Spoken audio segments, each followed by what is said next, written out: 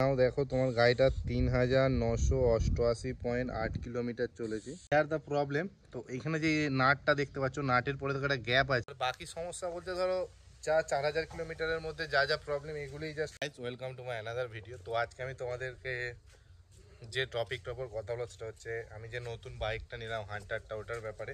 তো তোমরা অনেকজন কোয়েশ্চেন করেছো যে এটার মাইলেজ কেমন, এটার পারফরমেন্স কী দিচ্ছে, কী কী প্রবলেম হচ্ছে। তো তোমাদেরকে আমি এমনিতেও বলেছিলাম যখন 4000 কিলোমিটার গাড়িটা চলে যাবে তখন তোমাদের জন্য একটা আলাদা ভিডিও করে দেবো। তো গাড়িটা এখন প্রায় তোমার 4000-এর কাছে রানিং আছে, আর এর কিছু প্রবলেমও হচ্ছে যেগুলো আমি তোমাদের সঙ্গে ডিসকাস করব। আর মাইলেজের ব্যাপারে যদি বলি খুব একটা ভালো না, 20 থেকে 25 এক্সপেক্ট করতে পারো গ্রামের রাস্তায়।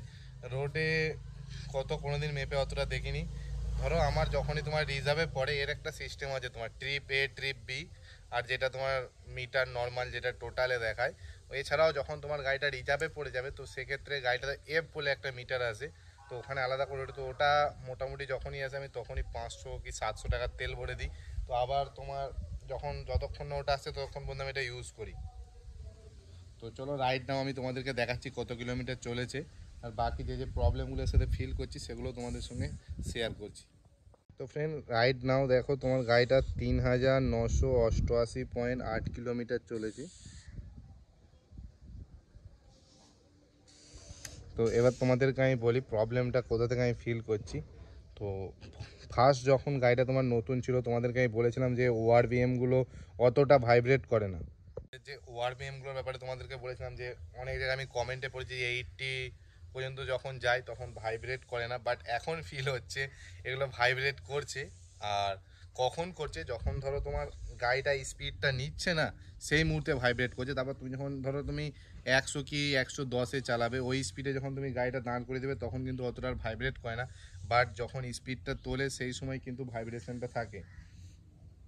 আর এখানে যে তোমার স্পিডোমিটারটা দেখছো এটা বেশ নড়ে সব সময়, অতটা যে জববোর্ড টাইপের জিনিস কিন্তু না।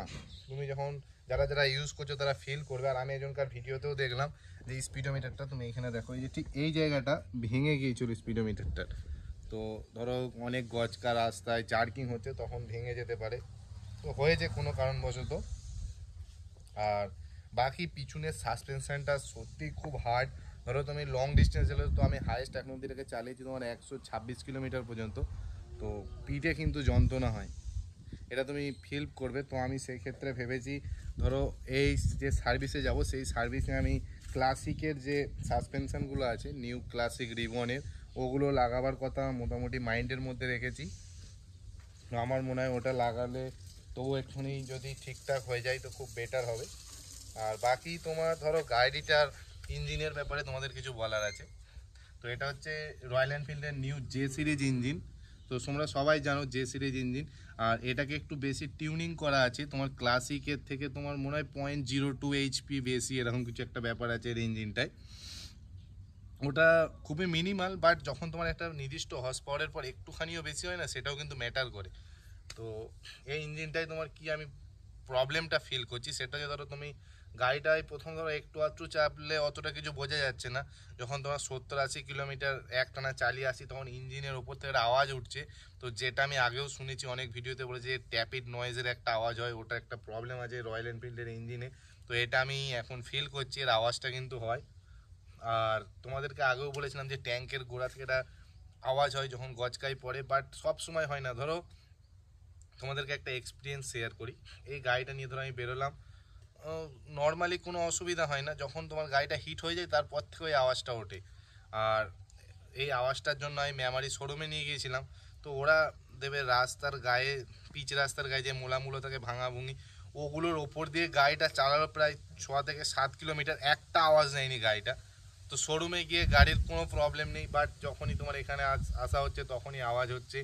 তো ওই জন্য আমি আর কোথাও শোরুমে দেখাইনি, যা হচ্ছে হতে দাও। আর যেই সার্ভিসে যাব তখন ওই ব্যাপারটা বলবো। আর এর আরেকটা ভালো জিনিস আমি দেখেছি, তোমার এর যে সাইলেন্সারের আওয়াজটা না খুবই সুন্দর, পুরো হার্টবিটের মতো, বেশ আমার শুনতেও খুব ভালো লাগে। আর এই ইঞ্জিনটা তোমার যত হিট হবে দেবে সাইলেন্সারটার আওয়াজটা ততটাই সুন্দর লাগে।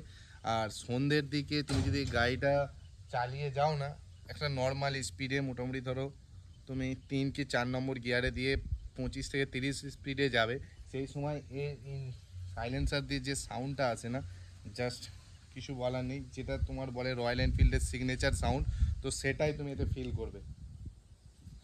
আর এর যে তোমার টায়ারগুলো আছে এগুলো খুবই ব্রড তোমার এই সেগমেন্টে। আর তোমার এই পিছনের টায়ারটা যেটা, ওটা অফ রোডিং দিলে খুবই ভালো হয়, কারণ আমি কিছুদিন আগে একটা স্লিপেজ ফিল করেছি, বাট কিছু হয়নি কো, বাট ফিল করেছি। তো নর্মালি সিএটের সাথে তোমার জানো রয়্যাল এনফিল্ডের টাই আপ আছে, যারা বাইক কিনছো তারা সবাই জানো, বাট আমি নিয়েছিলাম এমআরএফ দেওয়া। তো এটা এমআরএফের তোমার নাইলো গ্রিপ কি জ্যাপার এরকম কিছু একটা মডেল ছিল এটা।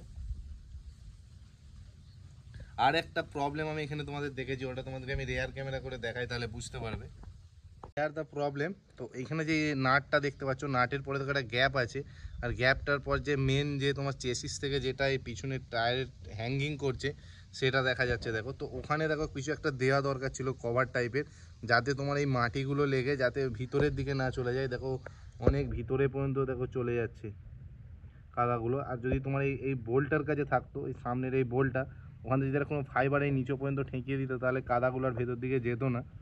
তো এটা একটা প্রবলেম আমি ফিল করেছি, যেটা তোমার ভবিষ্যতে চেসিসের ক্ষতি করবে। তো জং অ্যাকচুয়ালি আসে কিসে তোমাদেরকে বলে দিই।